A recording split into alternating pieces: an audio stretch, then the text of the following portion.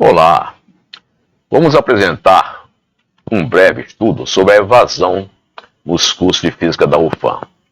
Primeiramente, nós queremos agradecer aos nossos ex-alunos que infelizmente não puderam concluir o curso pela ajuda que nos deram na realização deste trabalho. Queremos também agradecer à servidora Yara Cláudia Renovato dos Santos, da PROEG, pela ajuda que nos deu com os dados existentes naquela pró-reitoria, e ao professor Antônio Carlos Rodrigues Bittencourt, chefe do Departamento de Física, pelo apoio na realização deste trabalho. A questão da evasão nas universidades é uma questão universal. Em todos os países do mundo, já há várias décadas, que se vem estudando essa questão com afinco. Infelizmente, as instituições de ensino superior não têm dado a atenção que esse problema merece. Nós vamos iniciar a nossa apresentação mostrando as formas de ingresso dos desistentes dos cursos de Física da UFAM, a metodologia usada para o cálculo da evasão, a evasão anual média nos nossos cursos, a taxa de sucesso na graduação, a evasão total por ano de ingresso, a dinâmica da evasão, os caminhos da evasão nos cursos de Física da UFAM, o sentido de pertencimento e acolhimento pelos alunos, o modelo de evasão institucional de Vicente Tinto, e vamos concluir apresentando algumas medidas de combate à evasão. As formas de ingresso do discente de Física da UFAM estão mostradas nesses três gráficos. Então observamos que esses alunos entram pela forma tradicional, ou pelo SISU, ou pelo PSC, a sua grande maioria, e uma pequena parte entra pelas cotas sociais. Então essa distribuição, que é mais ou menos muito parecida para os três cursos que nós temos: o curso de licenciatura noturno, o curso de licenciatura diurno e o bacharelado. A metodologia que vamos utilizar para o cálculo da evasão se divide em duas. Uma, a evasão anual média, que é dada pela média, que mede a percentagem de alunos matriculados nos cursos de Física da UFAM que não se formou ou não se matriculou no ano seguinte, dado por uma expressão como esta, onde no numerador, que temos no numerador, os matriculados, o número de matriculados no ano N e o número de ingressantes no ano N. E no denominador, o número de matriculados no ano N-1 e os que concluíram o curso no ano N-1. E temos também a evasão total, que mede o número de alunos dos cursos de Física da UFAM que não obtiveram o diploma dentro do tempo máximo de duração do curso. Então vamos utilizar essas duas metodologias. Então, começando com a evasão anual média, observamos dos dados que obtivemos junto à PROEG, obtivemos estes resultados aqui. Então, obedecendo a esta expressão, verificamos que de 2010 até 2020, este comportamento, em todos os anos, observamos que é um valor muito alto, a evasão anual média. Nós começamos aqui com 20, chegamos a 50 nessa região, depois caímos um pouco e estamos aqui em torno, próximo a 30%, que representa um número muito alto para uma evasão anual média. Se nós compararmos com a engenharia civil da UFAM também, o curso de engenharia civil da UFAM, que por si só já tem uma evasão anual média alta, mas mesmo assim, os cursos de física conseguem ser muito maiores ainda. Praticamente mais do que o dobro. Em alguns anos é mais do que o dobro, e aqui nesses últimos anos é em torno do dobro. Então, mesmo comparado com o curso de engenharia civil, que já tem uma evasão anual média alta, os da física são muito mais altos ainda. Observamos aqui nesse gráfico, box plot, que no caso da licenciatura noturno, a mediana está em torno de 32,8% da evasão anual média. No diurno, a mediana fica em 28,3% e no bacharelado 28%. Então, essas aqui são as medianas, a distribuição, né, da evasão anual média e, em particular, o valor da mediana e da média de cada um desses cursos. Vejamos a taxa de sucesso na graduação. Essa taxa é um número que foi elaborado pelo Tribunal de Contas da União com o objetivo de padronizar em todas as universidades federais, as instituições de ensino superior federais, a forma como essas instituições elas melhor utilizam as suas vagas ociosas. Então, nós observamos aqui que a Universidade Federal do Amazonas, utilizando essa expressão, TSG é o número de diplomados no ano N, dividido pelo número de ingressantes no ano N menos 5. Isso serve para todas as instituições de ensino superior. Então, a universidade em 2008 estava com uma taxa em torno de 70%. Ela veio caindo rapidamente até 2011, caiu para um pouco mais de 30%, 35%, ficou mais ou menos nesse valor durante alguns anos, deu uma recuperada em 2015 e 2016, depois caiu de novo e está agora em torno de 40%. Esse número aí, ele entra nos cálculos do orçamento da universidade. Quanto menor esse número, mais prejudicado é o orçamento da instituição. Por isso é importante apresentá-los aqui. Quando nós jogamos em cima desse número da universidade, os dos cursos de física são essa parte colorida aqui embaixo. Então observe que se da universidade já está embaixo, em 40%, agora imagine aqui os cursos de física, que tem os valores muito menores do que a média da universidade que está representado pelas barras lilás. Então esse é um número que contribui, né, negativamente para o orçamento e custeio da universidade.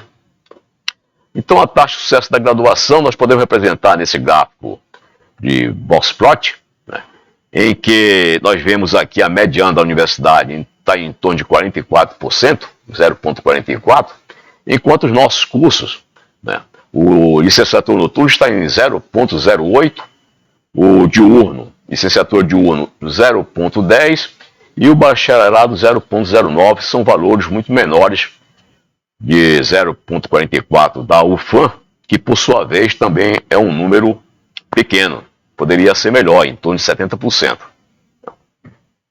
Então vejamos a evasão total por ano de ingresso nos cursos de física da UFAM. A metodologia é essa, consideramos o número de alunos que, tendo entrado nos cursos de física da UFAM em um determinado ano, não obtiveram o diploma dentro do número máximo de período estabelecido pelo projeto pedagógico. Na verdade, de fato, foi considerado todos os alunos que concluíram o curso, mesmo que isso tenha ocorrido além do tempo máximo. Então, esse é o quadro que nós temos, né, de 2006 até 2014. Como é que realizamos isso? Nós consideramos cada turma que entrou em cada ano e acompanhamos cada aluno dessas turmas. Por exemplo, os alunos que entraram em 2006, tanto para a licenciatura, que é a barra azul, a noturna, o diurno, a barra vermelha, e o bacharelado, a barra verde. Então pegamos essa turma de 2006 e acompanhamos os alunos, né, durante os 7 ou 8 anos seguintes. E verificamos, desses alunos que entraram em 2006, quais se formaram. Então observamos isto aqui. Por exemplo, que a licenciatura noturno, mais de 80% não concluiu. Então consideramos que eles se evadiram. Os alunos de licenciatura diurno, também um pouquinho mais de 80%. E o bacharelado um pouco menos de 80%. E assim fomos fazendo para cada ano. Paramos em 2014, exatamente por quê? Porque se colocássemos o 2015, aí, né, nós não teríamos o tempo suficiente para esperar todos os alunos se concluírem ou não o curso dentro do limite máximo que eles podem se formar. Por isso nós paramos em 2014, que daí podemos acompanhar os alunos que entraram em 2014 e verificamos quem se formou em 2018, 2019 e até 2020. Muito bem. Então observemos aqui que tem situações, como em 2017, do licenciatura noturno, que quase 100% não concluiu, quer dizer, quase 100%, né, evadiu. Então esse número varia, né, entre 80% e 100%, em torno de 90% a nossa evasão. Nós podemos ver isto melhor fazendo essa análise estatística. Então, fazendo o gráfico box plot do licenciatura noturna, a média está em 91%, 91,8% e a mediana em 93%. A mediana está em 93,1%. Quer dizer, 93,1% dos alunos da licenciatura noturna não se formam. A diurna, a mediana está em 90%. Quer dizer, 90% desses alunos não se formam. E aqui, no bacharelado, está em 88,6%, 89%. Então, esse é o total, né, acompanhando aluno por aluno durante 7 anos, né, quantos alunos se concluem o curso. Nós estamos vendo que a imensa maioria, mais de 90%, não conclui o curso de Física na UFAM. E qual a dinâmica da evasão nos cursos de Física da UFAM? Vamos observar o seguinte, né? Vamos pegar aqui um exemplo, o curso de licenciatura noturno. E colocamos aqui, plotamos aqui, né, as matrículas no primeiro semestre de 2019, com a cor azul, e as matrículas no segundo semestre de 2019. Então, vejam. E na ABCISA, estamos colocando o ano de ingresso. Então, por exemplo, os alunos que ingressaram em 2019, nós estamos considerando que no primeiro semestre, né, nós estamos tomando como parâmetro os que se matricularam no primeiro semestre de 2019. Então, aqui se matricularam 100%. Mas observe que esses mesmos alunos que entraram em 2019, no segundo semestre, já se matricula apenas 90%, já perdeu 10% aqui rapidamente. Quando chega um ano depois, o aluno que ingressou em 2018, aqui, o aluno que ingressou em 2018, ele se matriculou no primeiro semestre de 2019 apenas 70%. Os alunos que ingressaram em 2018, no início do ano de 2018, se matricularam no início do ano de 2019, só 70%. E quando chegou no segundo semestre de 2019, esses alunos que entraram em 2018 se matricularam apenas 57%. Então depois isso cai mais lentamente, mas tem uma queda muito rápida nos dois primeiros semestres. O licenciatura diurno, o comportamento é o mesmo. Se matricula no ano de 2019, né, considerando as matrículas do ano de 2019, no primeiro semestre. Então, os alunos que entraram em 2019 se matriculam 100%. Mas os alunos que entraram em 2018 já se matriculou apenas 72%. E assim vai. E a mesma coisa acontece com o bacharelado. Então, já dá para observarmos aqui que um fato interessante é que o abandono dos cursos já ocorre no primeiro e no segundo semestre. Agora nós podemos fazer uma análise melhor disso aí, fazendo uma evolução média das matrículas do ingresso em um certo ano N. Então vamos considerar vários anos e fazer uma média desses anos para verificarmos qual é a evolução dessa média. Então a metodologia que vamos utilizar é o seguinte: eu vou pegar aqui como exemplo o curso da licenciatura noturna e colocar aqui, por exemplo, o ano, aqui é a turma de 2010. Então essa turma de 2010 significa o quê? O ano que eles entraram na universidade. Então no ano que eles entraram na universidade, no primeiro semestre se matricularam 53. Então eu vou colocar esse 53 como sendo o nosso 100%. Na verdade, temos 56 vagas, mas nem todas as vagas são ocupadas, só foram ocupadas 53. Então, só 53 se matricularam, vamos tomar os 53 aqui como 100%. Né? No segundo semestre, já se matricularam 49. Desses alunos que entraram em 2010, no segundo semestre se matricularam apenas 49. No primeiro semestre de 2011, já caiu para 23. E aqui o percentual. Quer dizer, no primeiro semestre do ano seguinte, apenas 43% desses alunos que entraram em 2010 se matricularam. Nós vamos fazer a mesma coisa para 2011, a turma de 2011. Então aqui observamos que na turma de 2011, 55 alunos se matricularam no primeiro semestre. Estamos considerando isso aqui como 100%. No segundo semestre do mesmo ano, já se matricularam apenas 41. E no primeiro semestre do ano seguinte, se matricularam apenas 31, ou seja, 56%. Então nós fazemos isso, né, para o ano 2012, o 13 e o 14. Depois que fizemos isso, daí tiramos a média dos alunos que se matricularam no primeiro semestre, 100%. Agora, alunos que se matricularam no segundo semestre, alunos que entraram naquele ano e se matricularam no segundo semestre. Vamos tirar a média da segunda linha, depois da terceira e etc. E temos essa tabela aqui, que nos dá a média. Então, a média de um aluno, dos alunos que entraram no ano N, se matricularam no primeiro semestre, 100%. No segundo caiu para 72%, segundo semestre do mesmo ano N. E no primeiro semestre do ano seguinte, caiu para 58%. Depois, para o segundo semestre do ano seguinte, já caiu para 50%. Quer dizer, rapidamente, os nossos alunos, eles são reduzidos, as nossas turmas são reduzidas a 50% em um ano. Né? Então, quando nós vemos num gráfico, nós temos isso aqui. Né? No primeiro ano, quando os alunos entram, estamos considerando 100% está se matriculando, depois cai, um semestre depois, cai, isso aqui é o ano, semestre por ano de matrícula.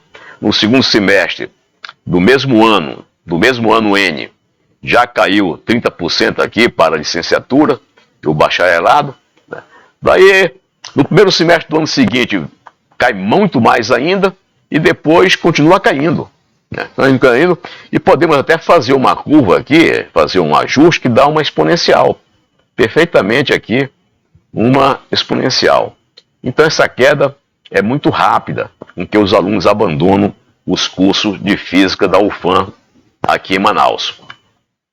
Aqui nós estamos colocando o número de período do aluno e a percentagem de desistências. Né? Então observe que logo no início já tem um grande número que desiste, logo no início, no primeiro e segundo semestre. Né? Aqui o segundo semestre, eu estou somando o que saiu no primeiro semestre e o que abandonou também durante o segundo. Então aqui nós já subimos rapidamente. Né? No segundo semestre a desistência já está aqui em cima. Né? Já está aqui em cima. No terceiro vem para cá, praticamente já saturou. Quer dizer, no primeiro ano, e chegando no segundo ano, né, nós já quase chegamos na saturação. Quer dizer, a grande maioria dos nossos alunos abandonam logo no início do curso. Isso pode ser visto mais claramente aqui com a desistência por período. Aqui estamos colocando o número de período e aqui a percentagem de desistência do número de período. Então aqui, por exemplo, no primeiro período, na licenciatura noturna, desistiram 30% aqui. Ó. Aqui, o bacharelado, em torno de 27,5%, e o diurno, em torno de 17%. E no segundo semestre, mais ou menos a mesma coisa, só que o licenciatura diurna aumentou muito, foi para 30% no segundo semestre. Então, se nós observarmos, né, os 2 primeiros semestres do curso, né, em torno de 60%, de 50% a 60% dos alunos já abandonaram. Né, já abandonaram o curso. Então, o primeiro e o segundo semestre são assim fundamentais, né? São fundamentais para se estudar as causas da desistência dos nossos alunos. É aqui que está a causa, porque depois a coisa fica bem menor. Depois do terceiro semestre, quarto período, etc., a coisa fica bem menor do que no primeiro e no segundo. E esse resultado que nós estamos observando aqui, ele está em consonância com o estudo feito em outros países, né? Então eu estou citando aqui um estudo famoso do professor Vicente Tinto, em que ele diz o seguinte: olha, embora as instituições devam se preocupar, né, com o estudante ao longo de todos os anos, né, mas isso é evidente que no primeiro ano, e principalmente no primeiro semestre, é crítico para a decisão se o aluno vai continuar ou não. Então isso nós estamos observando aqui, né, é algo que parece que é universal. As coisas ocorrem logo no primeiro e no segundo período do estudante no nosso curso, como acontece, né, como tem sido observado em outros cursos ao redor do mundo. Então as nossas atenções, né, em primeiro lugar, devem ser dadas a esses alunos que estão entrando, que estão acabando de entrar na universidade. O que fazer com esses alunos para que eles não se desestimulem e acabem desistindo do curso de Física. E aqui apresentamos, por período, a desistência registrada pelo aluno. Muitos alunos, quando vão embora, eles ainda registram na PROEG. Por várias razões, eles precisam registrar. Nem todos, uma parte. Então, pegando esses dados da PROEG, diretamente da PROEG, nós vimos aqui que a desistência também daqueles que vão lá, né, e oficialmente dizem que estão indo embora, a gente observa também que aqui no início, primeiro, segundo, terceiro semestre, a grande maioria, né, que desiste. E aqui, né, no gráfico Box Plot, a desistência registrada pelo aluno, o licenciatura noturno, a mediana está em torno de 5, aqui no diurno em torno de 4, e bacharelado também em torno de 4. Então o período que eles desistem, a mediana está em torno do quarto período. Mas que período é esse? Esse período aqui não é o que o aluno já abandonou o curso. É o período que o aluno foi lá na PROEG e assinou lá, preencheu um formulário dizendo que estava indo embora. Mas em geral ele já deixou bem antes que aqueles gráficos que eu apresentei anteriormente. Agora é interessante também nós vermos, né, a variação do tempo de formatura. Então o que estou mostrando aqui? Nós estamos mostrando aqui apenas aqueles alunos que concluíram. Então aqueles alunos que permaneceram fazendo o curso de Física e foram até o final, até concluir, nós observamos aqui, né, que tem uma distribuição em que a mediana está em torno de 4 anos e meio. Uma licenciatura noturna, 4,3 para a diurna e 4,5 para o bacharelado. Então, o que a gente pode tirar daqui, né, que aqueles que continuam, aqueles que concluem seu curso, eles concluem dentro de a mediana, a metade deles, conclui dentro de um prazo muito bom, né, daquilo que se espera, né? O nosso curso, em geral, o tempo mínimo é 4 anos, né? É 4 anos a licenciatura, ou 3 anos e meio, depende da licenciatura, 4 anos na noturna, 3 anos e meio a diurna, e os nossos alunos estão se formando nessa faixa aqui. O que, no meu entendimento, é um resultado muito bom, né? Quer dizer, aqueles que continuam estão saindo muito bem, se formando dentro daquilo que se espera, dentro daquele período que é esperado, um período bom. E observamos aqui, né, os limites, né, a linha vermelha é o tempo mínimo de acordo com o projeto pedagógico e a azul o tempo máximo. Então, 50% dos alunos estão se formando dentro desse período aqui, né, dentro desse período estabelecido pelo projeto pedagógico. Agora, esse gráfico é muito interessante, né, porque ele nos dá os coeficientes de rendimento dos alunos que desistiram dos cursos de Física. E é interessante observarmos aqui, na abscissa, nós temos a percentagem dos desistentes. E, na ordenada, os coeficientes de rendimento. Então, observamos aqui o seguinte, ó, que 25% dos alunos que abandonaram o curso de licenciatura diurno, 25% deles que abandonaram o curso de licenciatura diurno, eles tinham o coeficiente acima de 5. Chega até 8, o coeficiente deles. Então, eram bons alunos, são bons alunos que deixaram o curso de Física. Olhando para o bacharelado, também, né, observa o seguinte, que em torno de 18% dos alunos do bacharelado, né, que abandonaram o curso, eles tinham um coeficiente acima de 5, e em 12% dos alunos que abandonaram a licenciatura noturna também tinham um coeficiente acima de 5%. Então nós estamos perdendo alunos bons, alunos que poderiam ter se formado. E é importante observar o seguinte, a quantidade desses alunos dos 3 cursos que tem coeficiente acima de 5, dentro de um determinado período de 10 anos, essa quantidade aí é maior do que o número de alunos que nós formamos no mesmo período de 10 anos. Então, o nosso número de formatura poderia ser o dobro que nós temos hoje, se esses alunos tivessem continuado. Certamente seria o dobro que nós formamos hoje. Então vejamos agora os caminhos da evasão dos cursos de física, da UFAM. O que leva os alunos a abandonarem o nosso curso, dito pelos próprios alunos. Bem, primeiro nós vamos dividir em 3 aspectos. O aspecto associado ao estudante, o aspecto associado à universidade e os aspectos externos. No aspecto associado ao estudante, nós perguntamos onde você cursou o ensino médio, por que você escolheu o curso de física, qual a razão mais importante que o levou a abandonar o curso de física, você exerceu alguma atividade remunerada que prejudicou o seu rendimento no curso de física.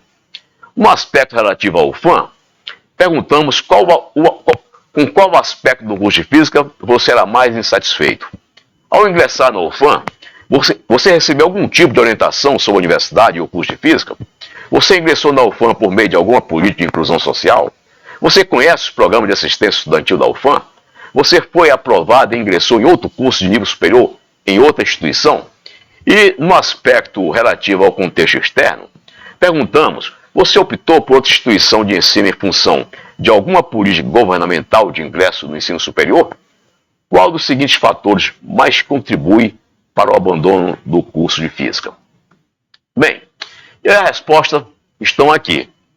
Onde você, em relativo aos aspectos associados ao estudante, a primeira pergunta, onde você cursou o ensino médio? Então observamos aqui, ó, que a imensa maioria dos estudantes cursaram ensino médio em instituição pública.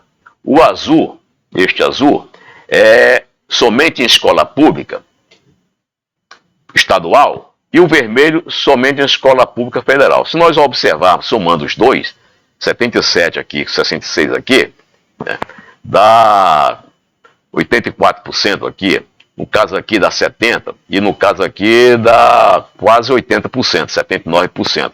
Então a imensa maioria dos nossos alunos, eles vêm de escolas públicas, seja estadual, seja federal. E uma parte aqui somente em escola particular, que é o marrom, e este verde, maior parte em escola pública. Além desses número enorme no azul, tem uma parte verde aqui que estudaram também em escola pública. Então esse é o quadro da origem das escolas do nosso estudante. Por que você escolheu o curso de física?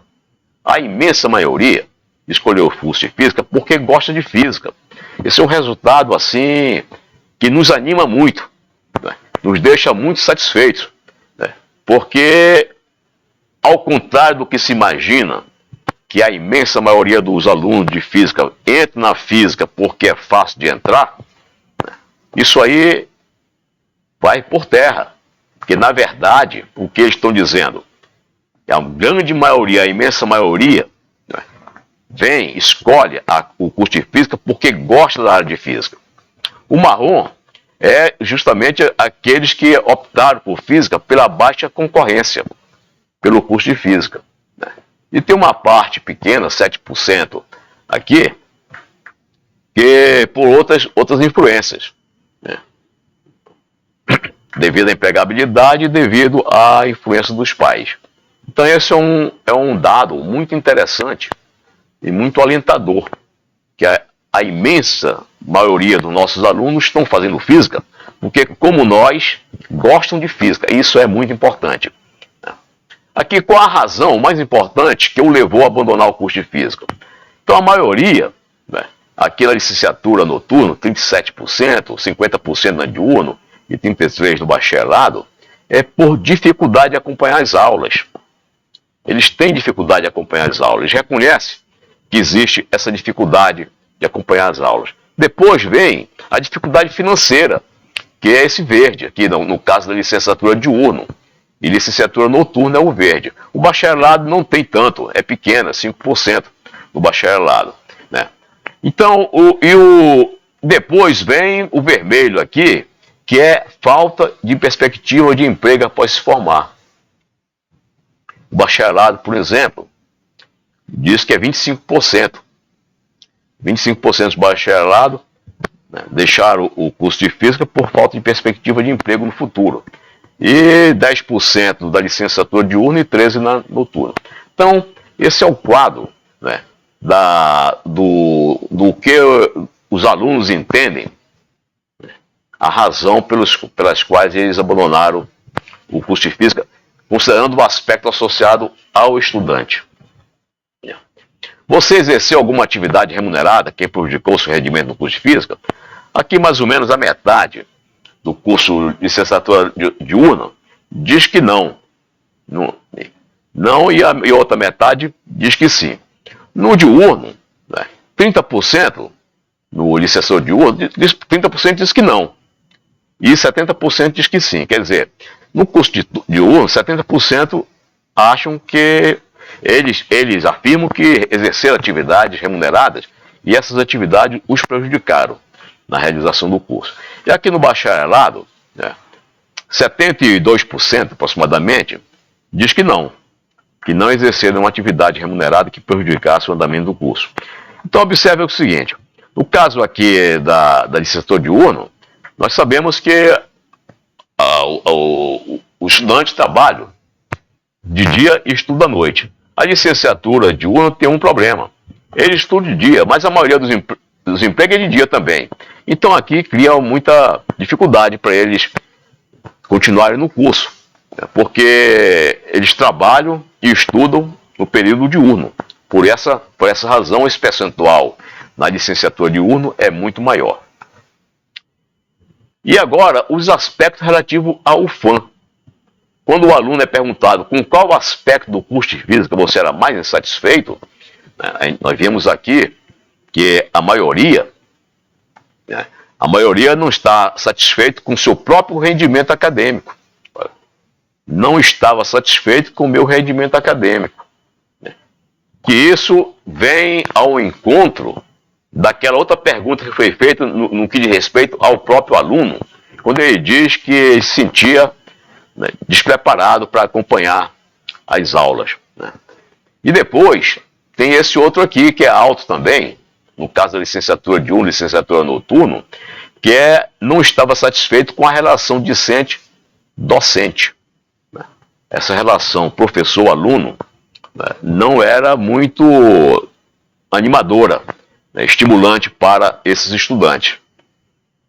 E tem também que esse verde, que é uma faixa interessante, né, que os alunos declaram que havia dificuldade de adaptação ao ritmo da universidade. Isso também é um fato importante, lembrando que eles vieram dos colégios, né, colégio público, que tem um limite, os alunos estudam um período, e o número de disciplina, né, o número de aulas é bem menor do que o número de aulas que é realizado na universidade. No colégio, as aulas são concentradas num período, na universidade é espalhado em todo o dia, em 2 períodos. Muito bem. Ainda outro aspecto associado ao estudante, né, ao ingressar na UFAM, você recebeu algum tipo de orientação sobre a universidade e o curso de física? A metade, mais ou menos, diz que não recebeu nenhuma orientação. Você ingressou na UFAM por meio de alguma política de inclusão social? Olha, a grande imensa maioria diz que não. É uma taxa muito pequena, diz que se utilizou das políticas de inclusão social. Você conhece os programas de assistência estudantil? A metade, praticamente, em todos os cursos, declara que não conhece as políticas de assistência estudantil. Você foi aprovado e ingressou em outro curso, nível superior, em outra instituição? A grande maioria diz que não. Aqui, no caso de licenciatura noturno, 67% diz que não, diz que sim. aqui na diurna metade, e aqui no bacharelado, mais da metade diz que sim. Você optou por outra instituição de ensino em função de algum político governamental de ingresso ao ensino superior? Isso agora vendo do ponto de vista externo, aspecto relativo ao contexto externo. Então, ele responde o seguinte, a imensa maioria responde que não. Que não. Aqui no caso, a licenciatura 77%, a noturna, a diurna 85%, e o bacharelado 76%.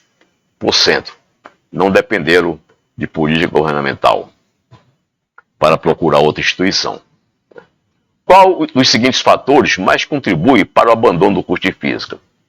Na licenciatura noturna, né, o fator que mais abandona, insatisfação com as perspectivas de mercado do trabalho da física, que é mais ou menos parecida com o baixo reconhecimento da profissão. E a mesma coisa aqui na licenciatura diurno. O que chama atenção, e o que também era esperado, é o caso do bacharelado, que 80% das respostas, né, diz que abandonaram o curso por insatisfação com as perspectivas de mercado de trabalho para físico, o que é uma realidade. Infelizmente é uma realidade. Porque para o bacharelado, o que lhe resta? Fazer pesquisa, ou se tentar entrar num instituto de pesquisa ou numa universidade para trabalhar. E nós sabemos que a imensa maioria dos doutores no Brasil, eles estão nas instituições de ensino ou de pesquisa.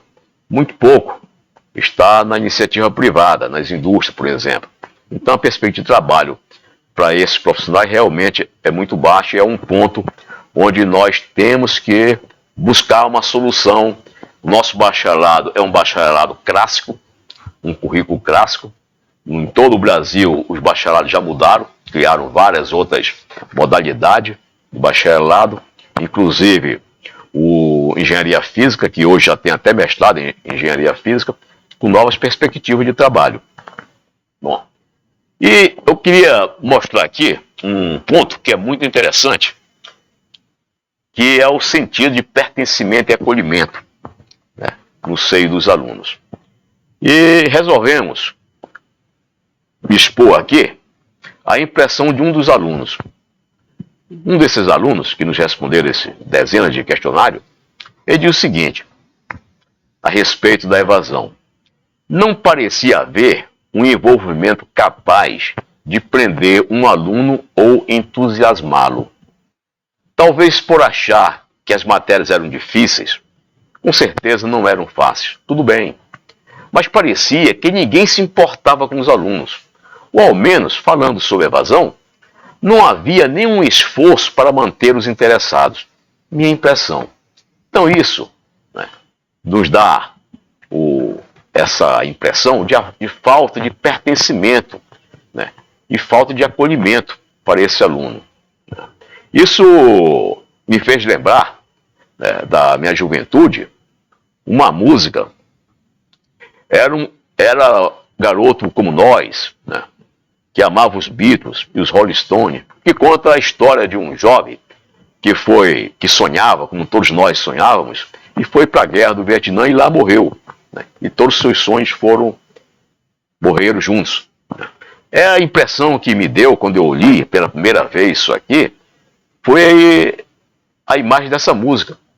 Esse aluno, como nós já vimos, a imensa maioria gosta de física como eu gosto, como todos nós gostamos de física, né? E infelizmente, por várias razões, situações complexas, né, ele desistiu do curso de física, ele desistiu dos seus sonhos, e isso aí toca muito na gente, né? Alguém que gostaria de realizar seus sonhos não conseguiu realizar e procurou outros caminhos. É marcante essa frase desse aluno, e ela diz tudo, né? Ela diz muito do que os estudiosos têm encontrado nas suas pesquisas. Em poucas palavras, ele está representando aqui o que hoje é uma verdade, né? Todos se reconhecem, que o aluno precisa ter esse sentimento de pertencimento na instituição, tem que se sentir acolhido pela instituição, né? É o que ele está dizendo para nós. Ele não se sentiu acolhido, ele não se sentiu pertencer a essa comunidade que existe na universidade dentro dessa área da física. Isso vem também ao encontro, né, desse trabalho desse estudioso, Vicente Tinto, professor da Universidade de Syracuse, em Nova York. Ele diz isso aí, né, uma tradução assim leve, livre. Ele diz o seguinte, que a experiência que leva o estudante a se sentir pertencente, integrado àquela comunidade, que ele pertence a essa comunidade, serve para reforçar os seus objetivos, né, fortalecer o seu compromisso com a instituição. Como resultado, eles permanecem e continuam até se formar, né. Por outro lado, experiências que levam o estudante a sentir que ele não pertence àquela comunidade, ele não está integrado naquela comunidade, né, isso serve para diminuir os seus objetivos, né, e também diminuir o seu compromisso com a instituição e, portanto, crescendo a probabilidade dele abandonar o curso da universidade. Então, isso que o Vicente Tinto, né, escreve como resultado de estudo de muitos anos, aquele estudante, aquela pessoa que sentiu na pele esse problema, traduziu em poucas palavras. Muito bem. Então, para a gente ver como funciona bem esse sentido de pertencimento e acolhimento, eu vou dar um exemplo aqui, algo real que funciona no nosso curso, né, que é o programa PET. Poderia ser também o PIBID. Podemos fazer aqui esse cálculo com o PIBID, também poderíamos fazer esse cálculo com o PIBIC, etc. Ou com a Casa da Física. Podia fazer com vários. E vamos chegar à mesma conclusão. Utilizamos aqui o PET porque é o mais antigo e tem mais números para trabalharmos estatisticamente. Então, o que acontece? Nós temos um grupo PET, já há algumas décadas, e os alunos se reúnem ali, junto com um professor, um tutor, né, e eles conseguem, né, entre eles e o tutor, ter uma relação, e os professores, ter uma relação mais próxima, que dá esse sentimento de pertencimento, né. E eu quero saber de quanto isso influencia na formação dos alunos. E a gente pergunta, então, qual a correlação entre alunos formados versus grupo PET, né, e o período de ingresso na UFAM de 2005 a 2014. Vamos ver, então, essa correlação entre alunos formados versus grupo PET. Vamos ver quantos alunos formaram, quantos desses pertencem ao grupo PET. Correlação entre alunos formados versus grupo PET. Qual o período? Nesse período de 2005 a 2014, pegamos 10 anos. Paramos em 2014 por aquela razão, porque a partir de 2015 não dá para completar 8 anos, por exemplo, para acompanhar até o aluno se formar. E paramos em 2014. Então pegamos 2005 a 2014. Então nós apresentamos, fizemos um estudo de estatístico para medir a correlação, né, entre os alunos formados e os alunos que participaram do grupo PET. Então aqui são os valores observados, né? E aqui são os valores observados e aqui os formados. Então vejamos o seguinte, que aqui é o total. Então vejam, dos formados que participou do PET, do total que se formaram nesse período de 2005 a 2014, do total que se formaram, né, participaram do grupo PET, 32. Desse total que se formou, quantos não participaram do grupo PET? 12. Então 32 participaram do grupo PET e 12 não participaram. Muito bem. Então dos formados, quantos não participaram do grupo PET? 141. Né? Dos formados, 141. E dos que não se formaram, 1.433. Então aqui nós temos essa coluna, o total de alunos que se formou, 173, dos quais 32 fizeram o PET e 141 não. E aqui dos que não se formaram, 1.445, dos quais 12 fizeram o PET, 1.403 não fizeram. Muito bem, então nós pegamos essa tabela e construímos essa tabela do valor esperado. Essa tabela, nós pegamos esses valores dessa linha e dessa, e fazemos uma distribuição uniforme, correspondente a cada uma das células amarelas. E a partir dessas duas, comparamos essa distribuição uniforme com a real, para ver se existe correlação entre alunos formados versus grupo PET, né? Então aqui consideramos um nível de significância 0,5, e a partir desse nível de significância, né, usando a função Q quadrado, fizemos esse cálculo e obtivemos esse valor aqui para o valor P. O valor P dá 10 a menos 41, é zero. Então o valor P deu menor do que o nível de significância. Quando o valor P dá menor que o nível de significância, significa que existe correlação. Agora, qual é essa correlação? De quanto é essa correlação? Então usamos a expressão do coeficiente de contingência, que é dado por essa expressão aqui, né, e dá 0,45. Então olhamos aqui nesse diagrama, 0,45 corresponde a essa região marrom, que diz que existe uma associação moderada entre os alunos, a formatura do aluno, a formatura dos alunos e a participação no grupo PET. Então, por aqui a gente observa, né, como é importante esse sentimento que o aluno deve ter entre professor, com os professores, e com seus pares, com seus colegas, né? O pessoal precisa se sentir enturmado ali e vai junto. Está enturmado, eles vão junto, um puxa o outro, um ajuda o outro, um colabora com o outro. E o aluno se sente pertencendo àquela comunidade, né? Ele se sente acolhido por essa comunidade. Então o Grupo PET é um exemplo que nós temos, né? Como temos o PIBIC, como temos o PIBID, como temos a Carta da Física, certamente segue esse padrão aqui, né?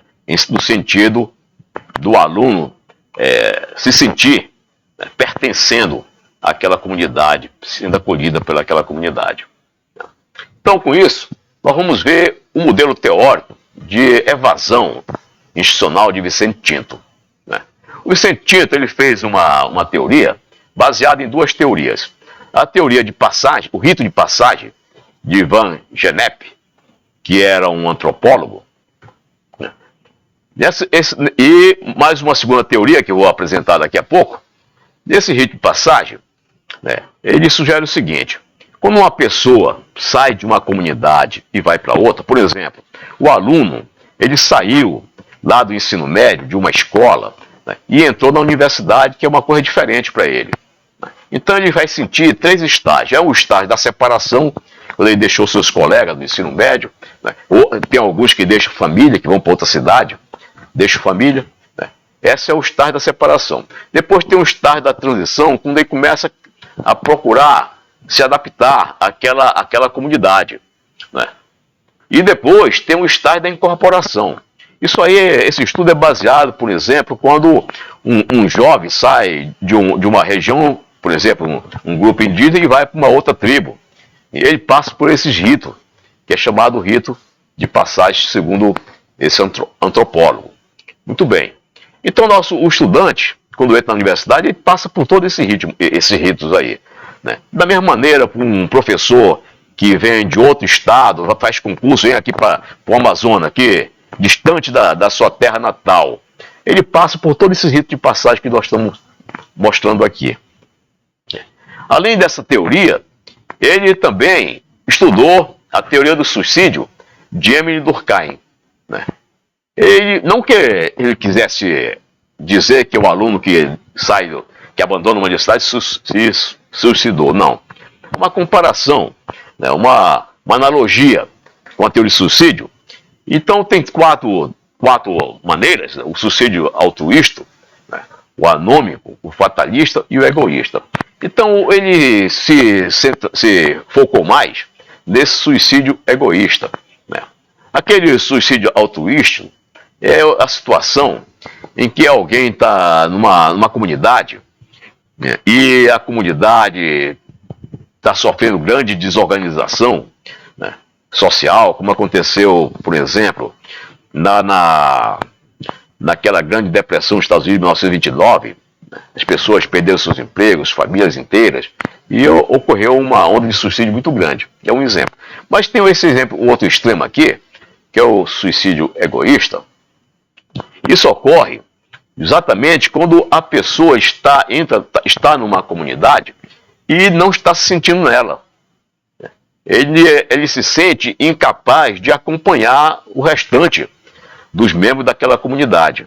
Ele se sente muito inferior àquele membro da comunidade. Então chega um momento que ele desiste. Acontece muito isso. Nós temos aqui na região uma situação semelhante a isso aqui. Nos nossos povos indígenas, o índice de suicídio é 3 vezes maior do que a média brasileira. 3 vezes maior dos nossos indígenas, adolescentes e jovens até 28 anos. Justamente numa fase em que o jovem está se colocando. De repente ele vai para uma cidade e se sente diferente, se sente inferiorizado pelaquela comunidade. Ele não se sente recebido pela comunidade e desiste. Acaba chegando a esse ato máximo. Então, juntando essas duas teorias, o professor Vicente Tinto formou o seu modelo longitudinal da evasão institucional, baseado nessas duas teorias. E eu apresento aqui rapidamente esse modelo. Então ele começa definindo os atributos pré-ingresso na universidade. Então o aluno, antes de entrar na universidade, ele tem os atributos dele. Ele tem um histórico familiar, ele tem as habilidades e competências próprias dele, que adquiriu desde criança e o início da adolescência, e a sua escolaridade anterior. E esses fatores aí, esses 3 fatores, interagem um com o outro. O histórico familiar, com as habilidades e competências, com a escolaridade anterior. Muito bem. Esses atributos, o estudante tem antes de entrar na universidade, já tem isso aí. Depois, ele vai interagir com as metas e compromissos quando ele entra na universidade. Ele tem as metas deles e tem também os compromissos com a instituição. Então, aqui temos o quê? As intenções dos alunos, o que eles esperam. E tem as metas e os compromissos com a instituição, os compromissos institucionais. Essas intenções interagem com as metas e os compromissos institucionais, e que também interagem com os seus atributos pré-ingresso na universidade. Muito bem. Agora, ao longo de todo o seu período na universidade, desde quando ele entrou, até ele sair ou formado, ou por ter abandonado o curso, ele vai interagir com a comunidade externa. Constantemente ele está interagindo com a comunidade externa. Então, essas intenções, metas e compromissos interagem também com os compromissos externos. Tem aluno que precisa ajudar a família, por exemplo. Precisa ajudar a família, precisa trabalhar. Venham lá, no nosso caso, a maioria dos nossos estudantes trabalham. Tem alguma atividade remunerada. Então, a questão externa, ela é permanente. Ela é permanente desde quando o aluno entra até quando ele sair, formado ou não. É permanente. O aluno nós temos um exemplo forte agora, que é essa pandemia. Nós não sabemos ainda as consequências que nós vamos ter nos próximos anos devido a essa pandemia. Porque muitos alunos precisaram trabalhar porque as famílias perderam seus empregos ou diminuíram os seus salários, diminuíram o seu poder aquisitivo, e os filhos passaram a ajudar também para equilibrar o orçamento.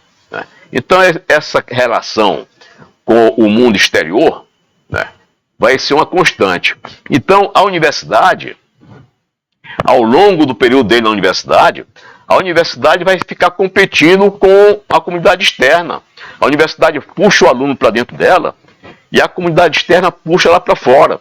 Então, é uma competição constante entre a universidade, construída pelos seus professores, os seus técnicos administrativos, e a comunidade externa, onde está a vida real lá, dos estudantes e suas famílias. Muito bem. Aqui na universidade, nós temos um sistema acadêmico e um sistema social. O sistema acadêmico Ele vai exigir do aluno um desempenho acadêmico, né, e as interações desse aluno com o corpo docente e com o corpo administrativo da universidade, né, seja do ponto de vista formal, como também informal. O aluno vai ter essa interação. O desempenho acadêmico, essa parte formal do desempenho acadêmico, vai ser na sala de aula, vai ser nos laboratórios, que o aluno vai ser todo o tempo avaliado, né? E tem o sistema social, né, tão importante quanto o acadêmico, né? Vai ter as atividades extracurriculares e as interações entre os seus pares, seja formalmente ou seja informalmente. É importante a interação dos alunos com seus pares e essas interações com as atividades extracurriculares. É aqui que o aluno vai saber, vai decidir se ele está pertencendo a essa comunidade ou não, se ele está sendo acolhido ou não, porque lá fora tem a comunidade externa que está competindo por ele também. Então nós vivemos numa competição ferrenha ao longo de 4, 5, 6 anos. Né? Muito bem, quando o aluno está aqui, ele está todo o tempo fazendo um balanço, né? Fazendo o balanço, aquele velho balanço custo-benefício. Será que o custo que eu estou tendo para fazer este curso aqui, por exemplo, o curso de física, vai valer a pena quando eu me formar? Será que vai valer a pena? Será que eu vou ter emprego? Eu vou ser bem sucedido lá? O esforço que eu estou desenvolvendo aqui vai ser compensado lá na frente? Toda essa conta, todo esse cálculo está sendo feito continuamente pelo estudante. Então aqui, ele vai saber, vai decidir se ele está integrado ou não, se existe integração acadêmica desse estudante e se existe a integração social. Aqui ele vai avaliar. Então, nessa situação, ele avalia e vai tomar a decisão dele. E vai voltar para cá, olha, observar por que ele veio para cá, as intenções deles, a meta, os compromissos que ele tinha com a Constituição, e ao mesmo tempo, o que tem lá fora, que ele pode, que está o atraindo também. Então ele faz essa análise aqui e vai chegar a essa conclusão, né? Vai analisar se as suas metas e compromissos estão sendo satisfeitas ou não. Se ele se sentir integrado, tanto acadêmico e socialmente, ele continua na universidade até se formar no seu curso de física. Mas se ele achar que não está sendo bem recepcionado, ele não está integrado academicamente, não está integrado socialmente, a decisão dela é essa, evadir. A decisão é evadir. Então aí surge a evasão. Então o processo de evasão não é uma coisa simples. Não existe apenas o lado do aluno. É muito simples. Olha, o aluno ali, o ensino médio está formando mal, está preparando mal, ele é muito fraco em matemática, muito fraco em química, muito fraco em física. Então ele não tem condição de continuar. É um problema dele. Não é problema do aluno. E quando o aluno entra na universidade, ele cumpriu todos os pré-requisitos que a universidade estabeleceu para ele entrar. A partir dali, a universidade também é responsável. Todos os professores são responsáveis, todos os técnicos administrativos são responsáveis, inclusive os colegas também são responsáveis. Toda a comunidade é responsável. Então nós não podemos, algo que é tão complexo como é esse, uma decisão de abandonar um sonho, não pode ser colocado de forma simples, né? Como dependendo apenas de uma variável, que depende de muitas variáveis, e depende de variáveis complexas que estão associadas com os seres humanos. Bem, então feito isso, gostaria de apresentar rapidamente algumas medidas de combate à evasão que têm sido apresentadas por alguns estudiosos da matéria. Então, primeira, estabelecer um grupo de trabalho encarregado de combater a evasão, dia a dia, hora a hora, semana a semana, né, acompanhando os alunos, né, desde o seu início, quando entra na universidade. Né, analisar estatisticamente o fenômeno da evasão continuamente. Tem que estar antenado, tem que estar acompanhando, mês a mês, semestre a semestre, ano a ano, como é que está o processo, como é que está se sentindo o aluno. Né, se ele está se sentindo dentro de uma comunidade que o receba ou não. Criar programas de aconselhamento e orientação dos alunos. Envolver toda a comunidade acadêmica no combate à evasão. estimulando a visão centrada no aluno. Então, o problema de combater a evasão não é problema só do aluno, é problema de todos, é um problema coletivo. É um problema coletivo. E é importante a gente fazer isso, porque o custo daqueles 90% que não se formam é muito alto para todos nós, é muito alto para a sociedade. Se nós fizermos um cálculo rápido, nos últimos 10 anos, considerando que hoje o custo de um aluno anual para a sociedade na Universidade Federal do Amazonas é em torno de 18 mil reais por ano, leve um cálculo rápido, como nesses 10 anos, mais de 1.200 alunos não concluíram, então nós temos aí algo como 20 milhões de reais que foram investidos pela sociedade e não houve retorno. Mas maior do que isso, maior do que esses 20 milhões de reais, é o sonho dos alunos que não foram realizados. Esse é o maior, que não tem dinheiro que pague. Criar condições que atendam ao objetivo, que atraíram os alunos a apresentar casos positivos de satisfação. Os alunos foram fazer física porque eles gostam de alguma coisa, eles gostam de física. Então nós temos que continuar mantendo forte esse seu sentimento pela física. Criar um sistema de informação sobre atividade extracurricular no campus. Nós temos poucas atividades extracurriculares. Flexibilizar currículos a fim de atender às motivações e aptidões profissionais do estudante e facilitar a transferência entre cursos. O nosso curso, por exemplo, de bacharelado, é um curso clássico. É um curso clássico. Hoje, existem várias categorias de bacharelado em física e nós continuamos só com aquela do século XIX, do século XX. É preciso rever. Como é preciso rever urgentemente os currículos da licenciatura. Nós estamos muito atrasados. Há muitos anos que nós não temos analisado os currículos nem da licenciatura, nem do bacharelado. Modernizar a forma de ministrar os cursos. Ora, essa maneira que nós ensinamos o curso, principalmente nos alunos que entram no básico, é a mesma maneira que nós ensinávamos no século XIX, no século XX. Essa pandemia veio e mostrou que é possível ensinar de outras maneiras. Então é preciso nós busquemos essas novas tecnologias de ensino para com elas também contribuir para envolver mais os nossos alunos, envolvê-los e fazê-los sentir pertencente a essa comunidade. Introduzir atividades ligadas à profissão desde o início do curso. Qual é o nosso início do curso? É aquele curso de cálculo, aquele curso de física 1, de mecânica, de química, de álgebra. Mas é preciso que o aluno sinta, conheça exatamente a profissão do físico a partir do primeiro semestre. O que o físico faz e o que ele vai fazer no futuro. É preciso ele conhecer aquilo para o qual ele pretende ser. E é desde o início. Não pode esperar fazer a pós-graduação para ele entender que ali é que se faz pesquisa. Nós podemos introduzi-lo desde o início da graduação para ele se enturmar como físico. E, finalmente, estimular para o desenvolvimento de atitudes inovadoras e empreendedoras nos estudantes. Ora, nós sabemos que hoje nós formamos o aluno em qualquer curso, independe, não precisa ser o curso de física, em qualquer curso que a universidade forme, ela sabe que isso é apenas um ponto de partida.